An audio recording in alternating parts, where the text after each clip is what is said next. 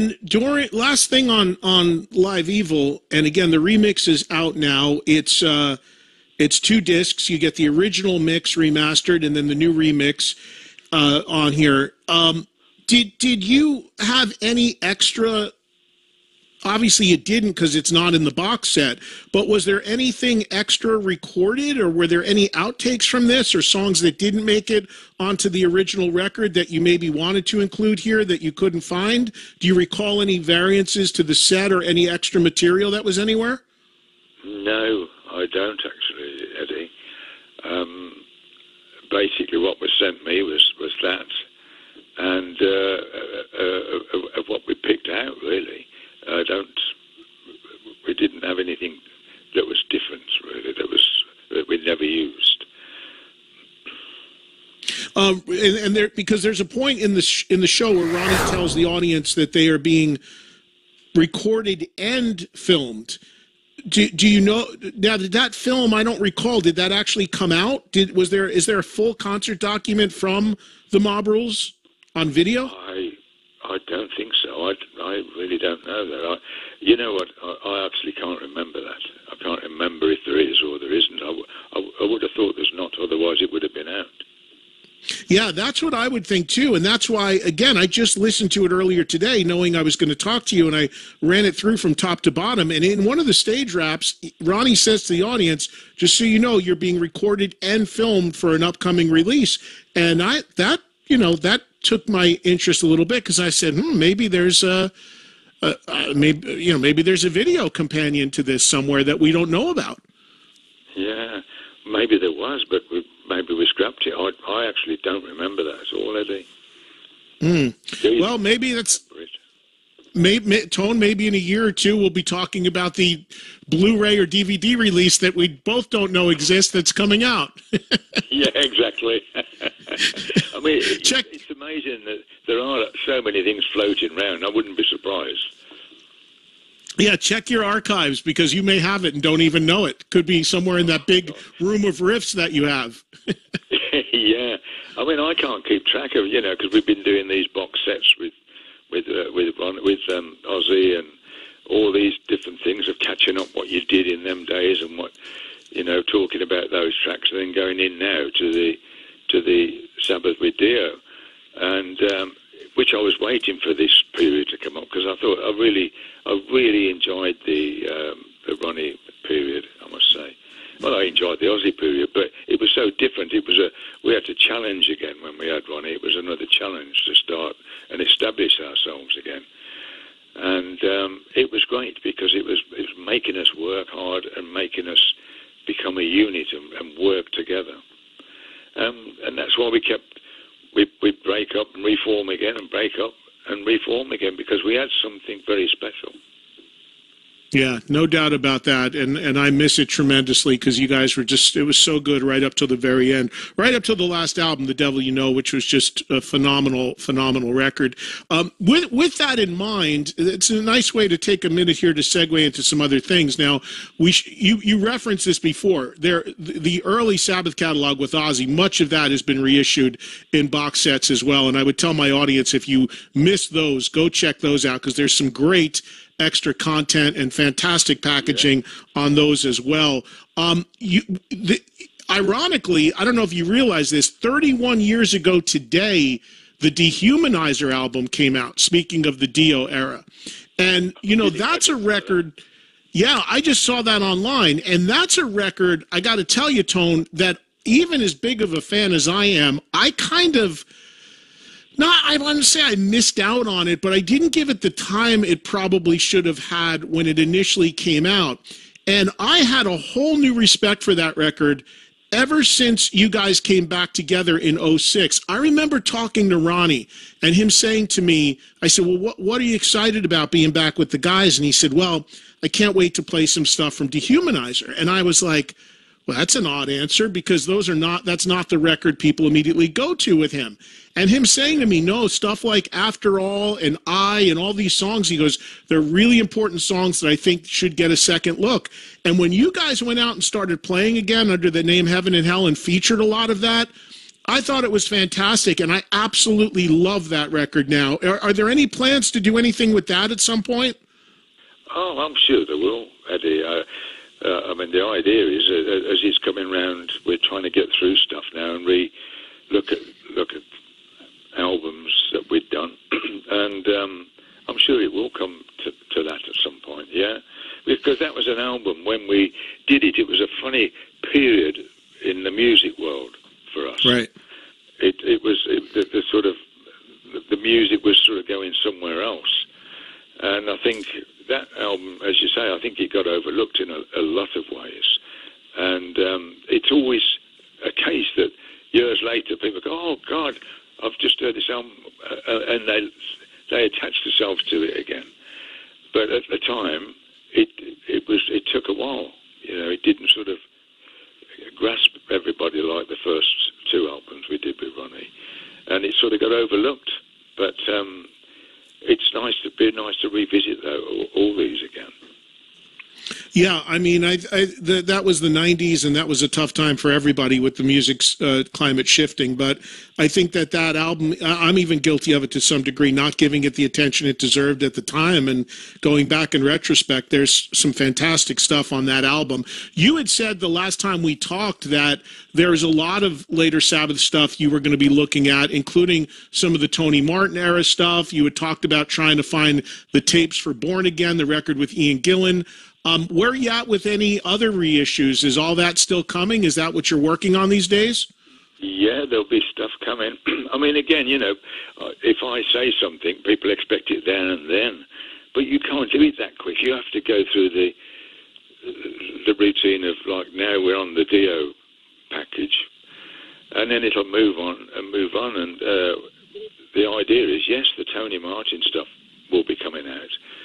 And I'm looking forward to that as well, because there's a lot of great stuff on there that got overlooked, and that people wouldn't know of, or didn't even know that there was an album out with Tony Martin. A lot of people, and it'd be nice to be able to show that again.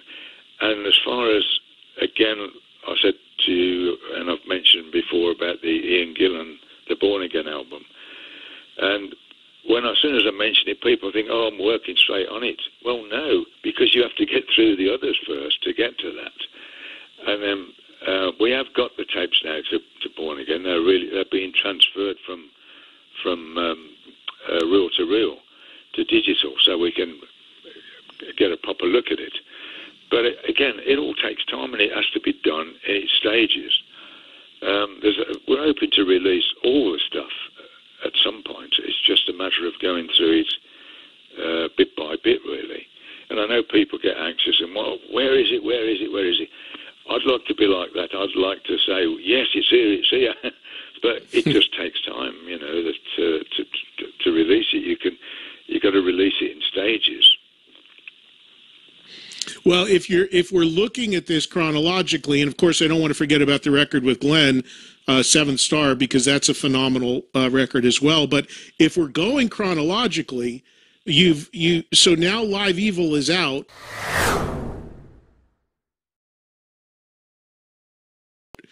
The next one would be Born Again in the lineage. So you're saying that's fantastic news to hear that you found the tapes, because I knew that was an issue for a while. So that means you can, because the mix on that album was always something that was up to a lot of debate. So can you tell people what you'd like to do to Born Again now that you've got the tapes? Well, I mean, when it was originally recorded, it was really in the studio. It sounded great. We loved it. But we went on tour then, and somehow the sound got muffled. And whether it was from the press-in or what, I don't know. But I'd like to look at that. I mean, I have heard, when I've played the Born Again album again, there's parts where I go, oh, that should have been louder, this should have been more prominent, and drums or whatever it may have been. There's things that really need adjusting on it, because there's some really good songs on that album too. But it'd be nice to give it an up-to-date quality now, you know, of what you can do now, and be able to listen to it differently, because obviously when you're involved with this stuff at the time, you're hearing nothing but it, and then you leave it into somebody else's hands, like we did with that. We went on tour, come back and heard it, and oh my God, what happened? We don't want that to happen. I want to be able to pull the tapes out again and really give it a good listen to, and see what we need to adjust and change, and make it a better sounding album. Mm. Well, Tone, I think it's great that you're looking after all these reissues. It's not all that dissimilar to what Jimmy Page did with the Zeppelin catalog after he had scaled back from playing and putting everything out in the best of ways. And are you is that pretty much the phase that you're in your life right now, is kind of looking after the catalog and being involved in these reissues? Do you miss playing live? Do you hope to go out and play live again in any capacity, or is it really more about looking after the catalog at this point? Well, I mean, the catalogue is just floating along, and I'm doing that when we can, when they come up, when the time comes, and we do it. But I'm doing more stuff now than I've ever done. I mean, I'm involved. I've been doing a documentary at the moment, which is going to be out in September, I think. And I can't say too much about that at the moment. But is it on Sabbath? Can you say that? It's about. It will be about. It's about riffs, actually, about writing riffs and stuff, and also I've been working with the. I don't know if you know, we're doing a Black Sabbath ballet with the Royal Ballet in England here. So I've been working with them with the music, because they're going to orchestrate it and all sorts of stuff. I mean, it's really something very different for me and for us, really. So that's been, all these things you're involved with now. That's been really interesting, and I've done a couple of. Obviously, I played a couple of things on Aussie's new, latest album, and it's all been good. I'm writing myself as well. I've got quite a bit of, a few songs or riffs and all put together now. I've just got to decide whether I'm going to have a singer, who's going to sing, or what. I don't know yet. But it's all been exciting. And the thing is, there's no rush for it. I'm doing it as we go on. And I'm enjoying doing it. It's been good to be able to sit down and put these riffs together and make them into whatever they're going to be. I mean, they're in a format of a song, but they could be instrumental. They could be anything at the moment. And that's the exciting thing. I don't know where else to go with them. But I've also been involved with other stuff, like my perfume. I got this a perfume out. Oh, that's right. We spoke about that. We had you on for that. How's that going? Very, very well. It went really well. It's their top 5 product at the moment, so it's been going extremely well. And we will be doing another one. So that's all these different things that's been going on.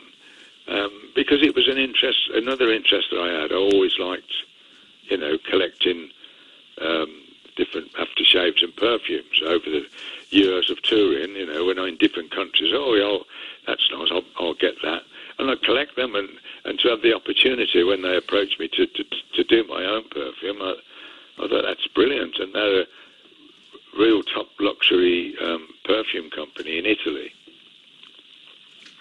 Yeah, I remember I had you on to talk about that, and we discussed it when that had just been announced, because there was a music companion to that too, right? Didn't you do a song or something around that time? Yes, we did. We did an instrumental called "Scent of Dark," and yes, Sergio, the owner of the company, also played guitar up with me on it, and we've become really close friends. I mean, I'm seeing him. He's coming over from Italy on Monday to see me, and we're in contact all the time now, and it's really good. It's all these different things that's become in my life really, ahead. I'm enjoying it, being able to play music, do these other things. It's been amazing, and I do miss playing live, of course. Yeah, I miss seeing the audience, and I was doing at one time these talks, going out doing talking about your life, really, and of course, and I had a lot of shows booked, certainly in Europe, Germany, Italy, Belgium, all around Europe, and of course the COVID hit, and it just nailed it on the head. You had to stop because you couldn't do that then.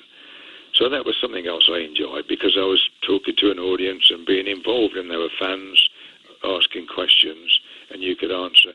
That was good, and that was contact for me. Now, not being out playing live, I do miss it.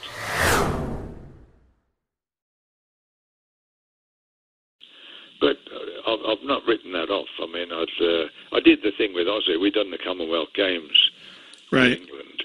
I'd done the opening for the Commonwealth Games on my own with an orchestra and whatnot, and then we closed the show, Aussie and myself, which was really, really good.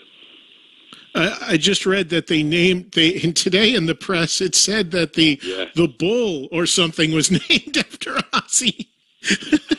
Well, did you hear that? The Commonwealth Games, which is a huge, massive mechanical thing, they were going to pull it to pieces, and somebody said, "Well, why don't you put it in Birmingham as an iconic thing, And then they repaired the thing and made it more weatherproof, if you like, and then put out to see what they'd call it.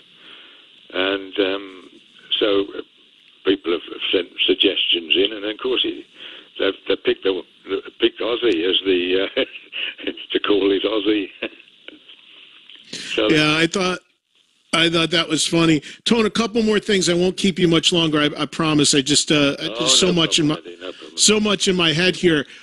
When you speak, speaking of Aussie, he's announced to play. I know he's been trying to play for the longest time and do a show, and he's had all these setbacks, and I hope he's okay. But he's announced to play a festival here in the U.S. in a few months, actually, and nobody's quite sure, what and if he's actually going to be able to do this because of these problems that he's had. But I got to tell you this, and I don't know what you can say about this, but when that festival was about to be announced, it's called Power Trip, everybody was saying that it was going to end up being a Sabbath show.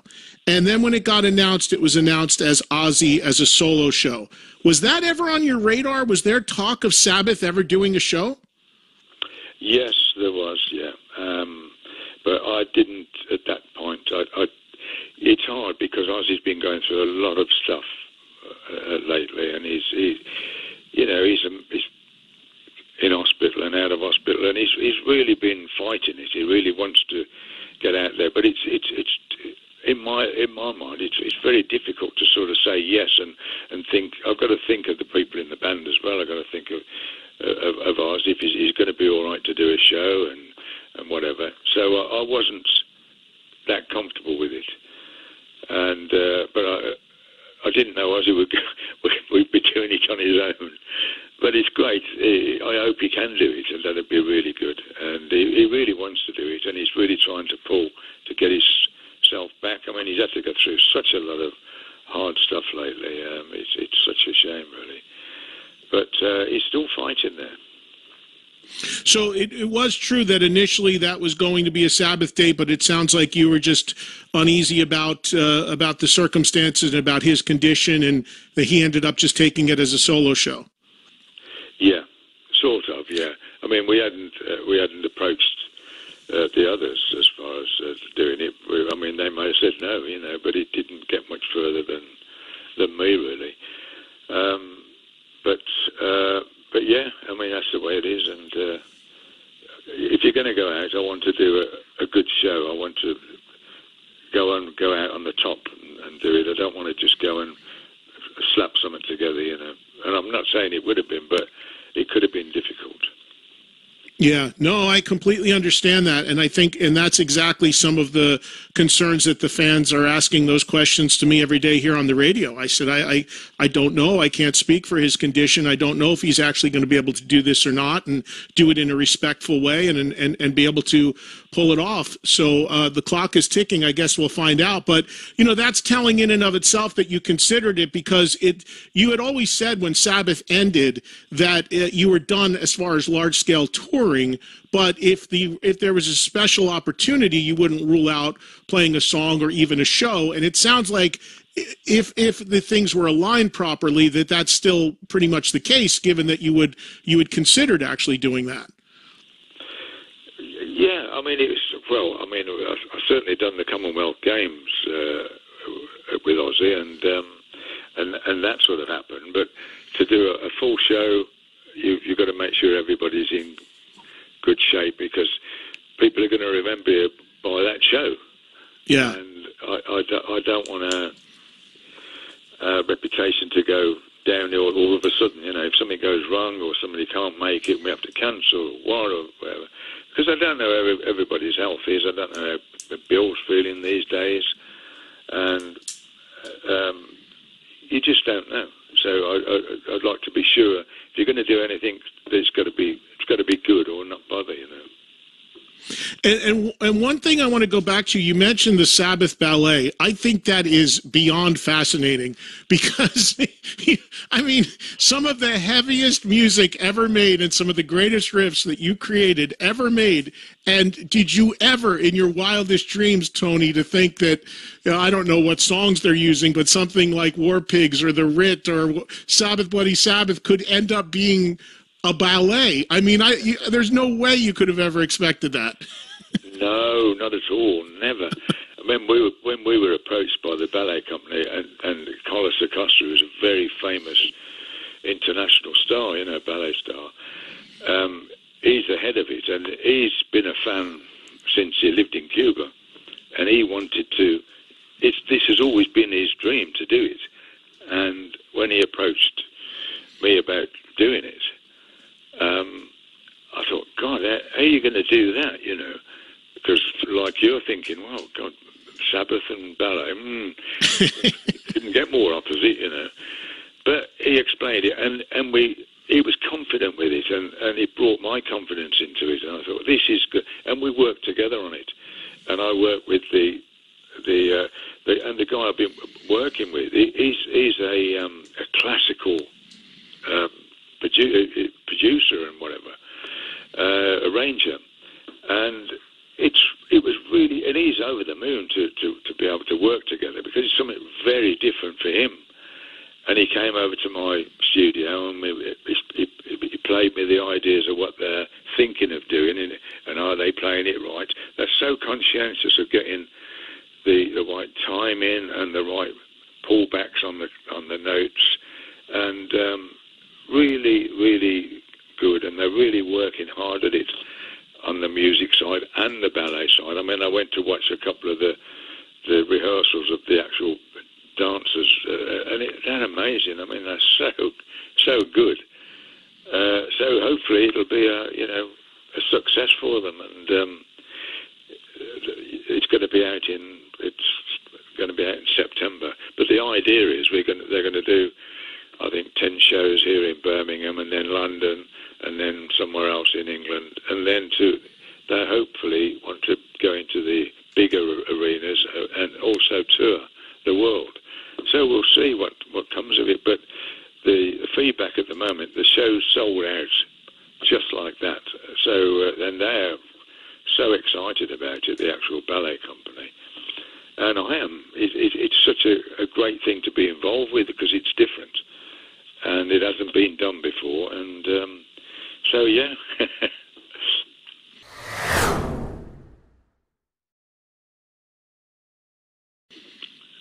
They always say a great song is a great song, and if it's truly a great song, you can do anything with it. You could make it acoustic, you could do anything. And but Sabbath and Ballet, that is not something I'd ever have thought when I got the "We Sold Our Souls for Rock and Roll" album as a kid and listened to all those songs that I ever would have thought. Yeah, well, it would have made my parents approve at the time, Tone, if I would have said, this stuff's going to be a ballet one day. Yeah, you know what, as well, I said to the ballet the Colossus Acosta, I said, by putting this on, you're not going to get everybody just sitting there clapping like they do with a regular Swan Lake. He went, oh no, I'm really excited, I want to see that. I said, they're going to be, jumping up and singing with it. He went, oh, great. So they're really enthusiastic about it, and I mean, it's amazing how they're amalgamating the tunes with it as well, from going in from one to another, and then a bit of orchestration and something else, and then back into a song. It's really good. It's really interesting. So yeah, it's another string to our bow. Yeah, no, that's awesome. And the perfume, cologne, is it available in America for the audience listening in the U.S. right now? Is there a place they can go to order it? Yes, I think I don't know if it's Saks that's stock it, and I know over here Harrods in London do it, and it's the big stores. It's not one of these you go out and where you buy Brut and all this stuff. It's a top class company, so the packaging and everything is absolutely top notch. But it's not cheap. But it's up there with the big brands, but I don't know who else is stocking it in America. I don't deal with that. That's down to the perfume company. But I think a company like Saks and those sort of companies would do it. And finally, Geezer's over there now because I know he's making the rounds for his book. I may see him next week, actually, if he gets back to the States. But did you get a chance to see him at all? No. I thought he might have given me a call, but I mean, I know what it's like doing those book tours. It's pretty hectic, and they don't give you much breathing space. You're all from one city to the next. But no, I was hoping to see him, and again, I haven't had much time anyway because I've been really busy here, which I'm amazed at. Eddie, I thought, well, after we finished touring, I thought, well, that's it now, and do this and do that, and no, it hasn't happened. But I'm enjoying it. I'm enjoying doing what we're doing, and being involved in the music is great for me. I mean, that's what I do. Yeah, no, it's funny. You think you're going to wind down as you get older. I know. I was just mentioning this real quick to you. If you recall, I did a party for the anniversary of my radio show in Times Square in New York, and you and Ronnie and Geezer and Vinny came, and Judas Priest played. It was at the Hard Rock in Times Square. I have a phenomenal picture of you guys coming in and with me, and it's something I'll never forget. If you can believe this, Tony, that was 15 years ago, because this year is my 40th anniversary doing radio. It's unbelievable, isn't it? How it just flies by. You can't. And I thought I was going to be slowing down, and but I'm lucky. I mean, I feel blessed to have all the opportunities, and I guess that's what comes. And after you build whatever you build, that there's still those opportunities there. So in the end, I think it keeps us young and active and still engaged. Absolutely. I mean, it's what you do, and then a lot of things come off that. You do a good job, and you get rewards. People come back and want you to do this. I mean, you've been top notch ever since. I mean, that's why you're still going, because you're very good at what you do, and you have a great show, and you've got great audience. I mean, it's what you do, and you do a great job of it. Oh, thank you. I appreciate that very much. Coming from you, that means a lot, my friend. I do appreciate it. Last and most important thing, how is your health? Again, I'm up and down. I go for my check. In fact, I was there the day before yesterday just getting different checks again. It's like any old person. You have problems. But no, all in all, it's been pretty good. Certainly as far as the cancer side of it has been, dare I say it, good. I get other ailments like your hands ache and We all have that. All things that happen. They just happen. And, but apart from that, it's good. And I think doing what I'm doing keeps me up. I don't sit at home just sitting on the couch. I'm out and about doing stuff, and it's good. It keeps you motivated, keeps you moving. The cancer, is it the type of thing that they think they can get into remission, or is it, I was speaking to Vivian Campbell, similar thing, and he was telling me it's really just for him a management thing and they can keep it under control. Similar situation there, or do they feel they could actually really knock it out for you? Well, it's sort of there. It's keep it under control. It's one of the, so it's the same thing as Viv's got. They check the immune system all the time, make sure you keep it up, and have B12 shots, and just try and eat a bit better, and try and look after your health a bit more. That's why really I had to stop these major tours, because they were long tours and late night tours. By the time you'd finished playing, especially when we were in the States, and we'd have a base, say, in New York for 10 days, and we'd have our own plane and fly out to different places and come back. And by the time we get back to the hotel, it's 3 o'clock in the morning, And these late nights were affecting me a bit.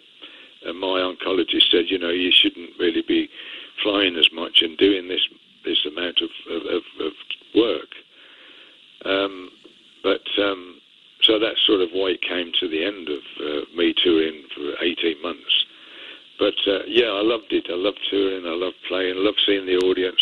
And I still want to get out and play, but I won't be able to do major tours like that. I mean, as I said before, maybe a week or two or whatever. But it's hard to do that because you have the crews at work that you have top-notch crews. You can't expect them to just do 2 weeks. They want to get out and do a year's tour, But no, I will be going out, I suppose, doing something along the line. I've been asked to do various things, and we'll see what happens. Well, I look forward to all of it. You should give our mutual buddy Glenn Hughes a call. He's at 73 or 74. He's still like the Energizer out there in multiple bands, still singing everything incredibly. He's unbelievable, isn't he? I mean, you could do it. He's in now. I'm not sure he's doing. He's doing well. He left that band Dead Daisies. Now he's doing his own thing, and he's doing the 50th anniversary of Deep Purple Burn and running around singing that. And he just did a Black Country Communion album. And I mean, I can't keep up with him. I mean, it's amazing. He's a force of nature, that guy. Oh, he's unbelievable. And you know what? He's one of the few singers that he can get those high notes as well at his age. Yeah, it's insane. He's got such a powerful voice. He's such a great singer. And he's so energetic as well, He loves what he does, and that's brilliant. He really does enjoy it. And I think when you're that much involved and enjoy it that much, you give it everything. Like, as I said, with Ronnie, same thing. Yeah. He loved it, and he always give it his best. And that's the only way you should be, really. Yeah, that Fused album you and Glenn did is still a favorite of mine. There's some great stuff on there. Tony, I don't want to keep you much longer. I appreciate you giving me so much time here. I know it's later there in England. It's always a great pleasure to talk to you. I want to remind everybody the Live Evil Super Deluxe Remix Reissue Box Set CD and vinyl is available now, so go check it out, and it'll take you back to the early 80s and some great times and some great music. And you know where to get me, Tony. Anything I can do for you, anything you want to put the word out about, don't hesitate, and enjoy the time there at the beach with your family. Hopefully, I hope you have a good time there and get some good weather. Thanks, Eddie. I appreciate it, mate. You look after yourself, and love to all the fans out there. I miss you. All right. Thank you, Tone. God bless, mate. Bye-bye. You too. Bye, mate. Bye-bye. See ya.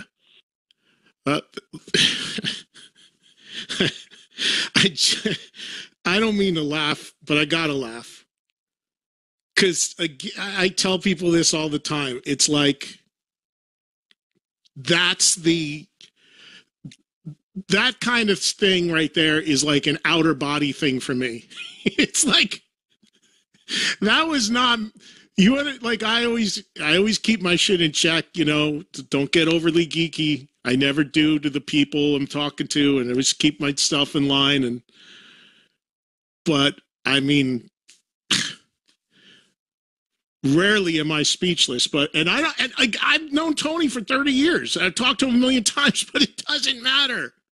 That was Tony Iommi for an hour on my radio show, shooting the shit. I mean, that's when it's like, that wasn't me that did that interview.